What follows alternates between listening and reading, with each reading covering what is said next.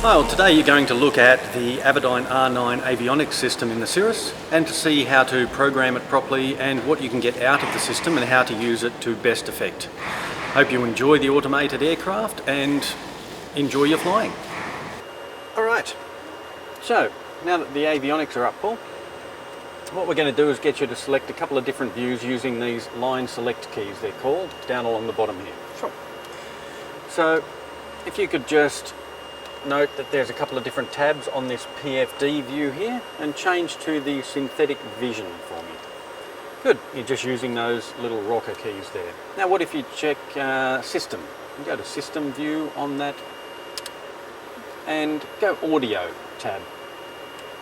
That's it, we can just scroll across and see what the audio is doing and put that one back to PFD because that's where that one should normally sit. Good. How about over here? We're on systems at the moment. Let's go to a checklist if we can, please. Good, and then you can see along the bottom here we can scroll along and just have a look at flight emergencies for me. Good, and then we can use the knob here to scroll down through those, and whichever one we want you can just go show with that key there, and we have a look through there. Good. Now we'll go and tune up some nav and com frequencies for us. Sure. These are all done down here. So our nav and com frequencies are controlled by these here, and what we talk on and listen to is controlled by the com panel or the audio panel up here. At the moment we're talking and listening on com 2, and we're just listening to com 1. You could turn off com 1 listening, so we're just on com 2 for me. Good, that's easy to select. And the system knows that if we're talking on something, we should be listening on it as well. Sure. So just select com 1 talking, and you'll note com 1 listening comes with it as well. Go back to com 2 talking and listening, and add com 1 back into the mix just to listen. Then we're going to tune up some of the frequencies down here. We've got 1257, 1290 is the active, 1257 is the standby, 12585 is com 2's active, and 1180 is the standby on com 2, and it's highlighted. Now that's what these buttons do. They just swap where that cursor is. So if you hit com 1 for me please, you'll see the cursor moves up there. Let's change that to 1234 for me. Enter. Good, and you'll note that's there. And if we want to make it active, then use the flip-flop there and make it active. 1, 2, 3, 4's now up the top. Com 2, let's change something on com 2, and let's go 1244. Enter, and flip that up so that that's active as well. But now we're going to use nav frequencies for a VOR, and we've got nav 1 and nav 2 buttons up here. Let's tune nav 1. And let's make that 1132 on nav 1 there. Good. And flip that up so it's active. That's now tuned in on nav 1. So we've set up the com and the nav radios now. Now we can select the different nav sources using the rocker switch over there on the side. These are all you can push on the middle or on the sides, and you can scroll through the different nav sources over there. Nav 1, FMS, nav 2. Let's leave it on nav 1 that we tuned up before. Sure. We can also have a look around on the map and see what's around. So go to the map page for us, and we can use this by pushing it in. That will turn a cursor on, and just use it as a joystick and push it out to the far edge of the map, and we pan around and have a look at that. We can also use it to zoom by twisting that knob.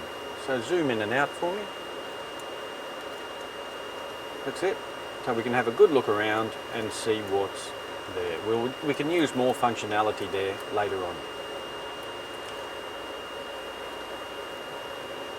Okay, so turn the cursor off whenever you're finished, so push that again. Good, so that goes back to our default view of the map there. Now let's have a look at some checklists. So go to the checklist over here for me. And what I'd like to do is just go for the pre-takeoff checklists. And using this knob here, scroll down until we get to the before starting engine. That's it, and then we go show. So So we can have a look at the checklist, and we make sure everything's done by checking it as we do it. Check, check. Good. Check that as well.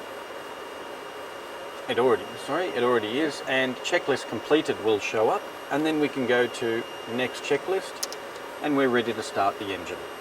Once we've started the engine and have it up and stable, then we'll need to put a flight plan in for where we're going. That can be done through the FMS.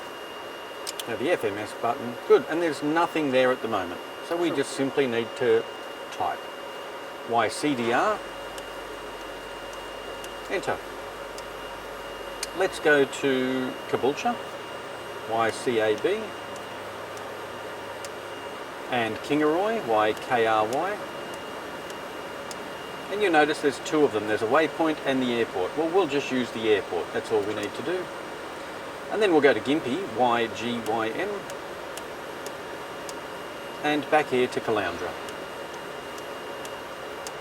Good.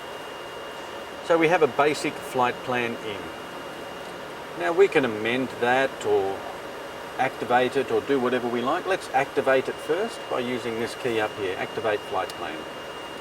Okay, so that's highlighted in pink now, that's where we're going. What I'd like you to do now is use the big knob here, twist it down so we've got our cursor on Caboolture, and you can see that's highlighted on Caboolture there. If we want to activate that leg, then we simply activate the leg. Do we want to activate that? Yes we do, so enter, and we're now on our way to Caboolture. What we would also like to do is cross Caboolture at 3,500 feet. Okay. And we'll do that 2 miles before we get there, so we're well up and above any other traffic. So we've got the cursor on Caboolture, and you were using the big knob before to move that cursor around. What I'd like you to do now is use the little knob and see what it does. That's it. And now what happens if you push on it? Good. And now twist that little knob, and we'll make that 2 miles. That's it. And now what does the big knob do? Changes the big numbers? Yep. Yep. Good. Enter. And we want to cross 2 miles before Caboolture at, so we're happy with that. Big knob across. Oh, little knob, sorry. That's it. And you can make that 3,500 feet for me. So that's it. Big knob, little knob, that's it. And push it in. That gets it. Yep.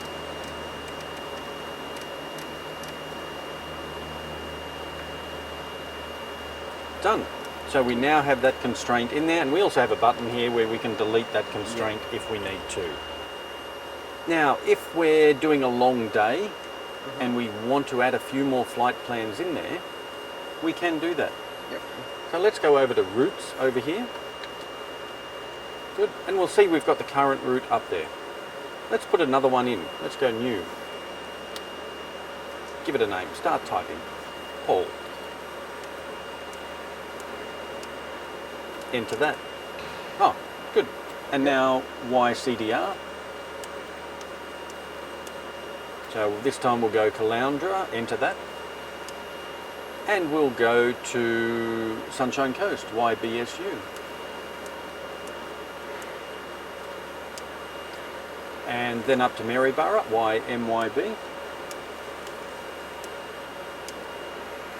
And then off to Kingaroy, YKRY, and that's where we'll stop.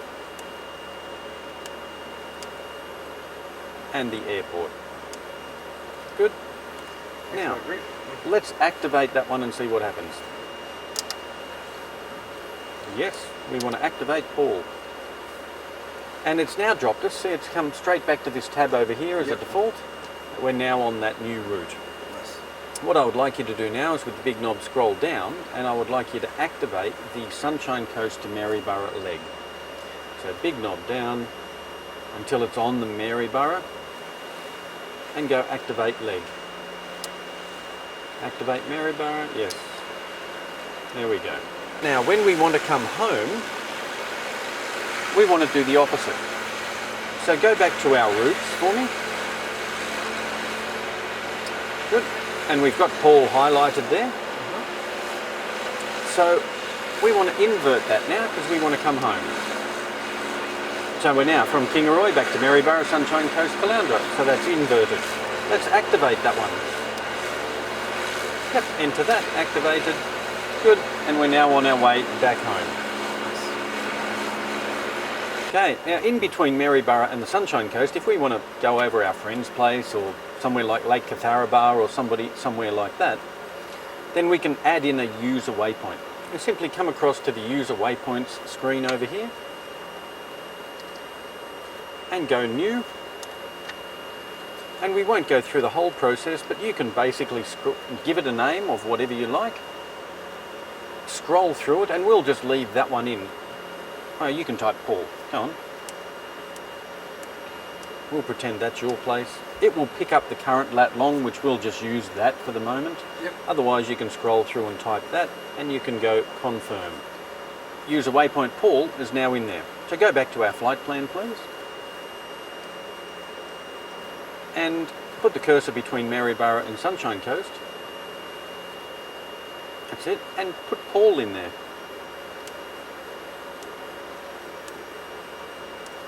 Enter. And it picks up that it's a user waypoint, so it will now go over your place on the way. Nice. Transponder is something we'll also need. Now it's its own little box down here, the transponder, and it will simply take 4 digits. So if we want to change that code to 1234, you just type those numbers. So 1234. Good. Or we can go to 3000, which is the VFR in Sunshine Coast.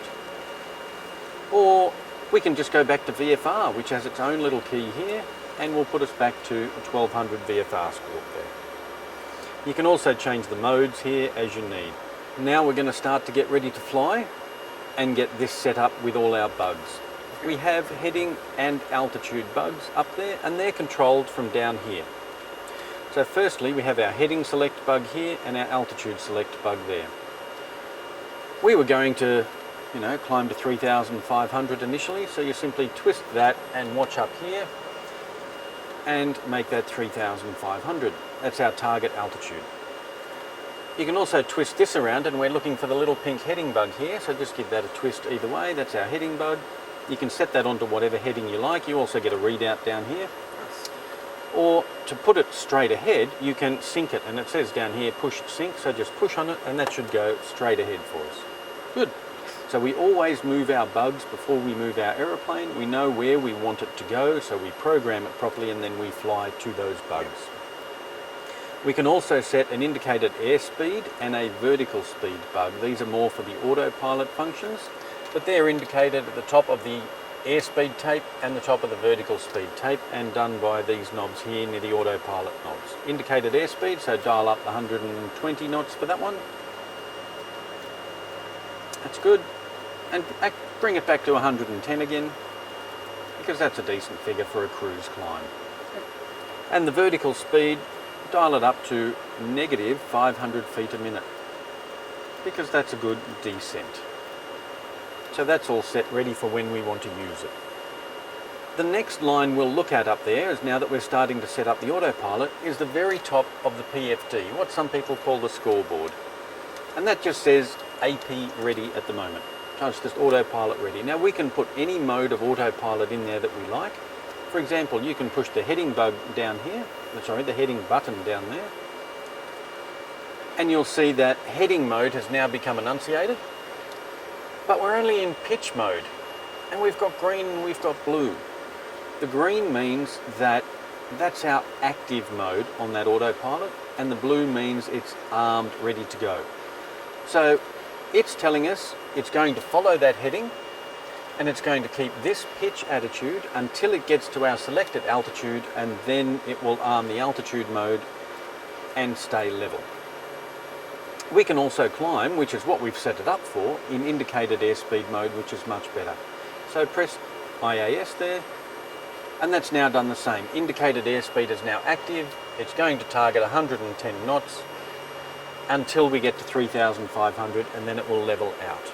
The other modes of the autopilot here, we've got AP and FD over on your side. AP is autopilot, FD is flight director. The flight director you can use to fly yourself to your pre-programmed parameters, or you can use autopilot and have the autopilot fly to your pre-programmed parameters. Heading will simply follow the heading bug, so when you turn the heading bug around, the aeroplane will fly. Indicated airspeed, mainly used for climbing, but it will follow that indicated airspeed. Now if you dialed that up to say 60 knots, then it would try and achieve that, and it would pitch up until it tried to get to 60 knots. So you need to be judicious in its use. We've got the flight plan going here. In order for us to follow that flight plan, our nav select over here should be on FMS. So we did that before, just change that to FMS for us, and that will give us our flight plan. Not showing any data here at the moment because we're in the hangar and we haven't got the GPS active, so it's not showing, but it would give us the leg to Maryborough there. And to follow that, we simply press Nav. Good. Now you can see we can also use that side to say we're actively following that heading until we get to that nav track, and then it will follow that nav track. Over on the right hand side here, we've got more vertical modes. Approach mode is for approaches, GS for glide slope. We're mainly going to use vertical speed and alt. Alt is just hold that altitude, and vertical speed is what we'll use to descend. Indicated airspeed we'll use to climb because it keeps us safe from the stall. Vertical speed we'll use 500 feet a minute to descend.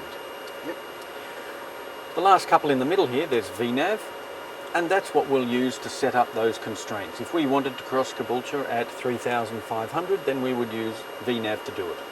Or coming back home, if we want to be 1,500 a mile before Caloundra, then we'll use VNAV to achieve it. Finally, there's a straight and level button, and it will just send us straight and level. So if you brief your passengers, if something happens to you and the aircraft's at an odd angle, then you can push that and go straight and level. What you also need to be aware of is how to work the automation. There's a couple of different levels. So firstly, you can turn the autopilot off. Now this is going to beep because it thinks we've knocked it, just in case. And we'll just push the button again to silence that beeping. So under your thumb, the red button there, if you push it once, it beeps away until you push it again and say, yes, I really wanted that autopilot off. That's how you turn it off, and it's on the yoke there so that you have control of the aircraft when the autopilot comes off. We can go up through some levels. Firstly, I said we can use the flight director, so turn the flight director on. Now it's just going to indicate with these little green bars here where you should fly to achieve the preset parameters that you've programmed in. And that means that you grab hold of the yoke and you physically fly the aeroplane there. That's the first step.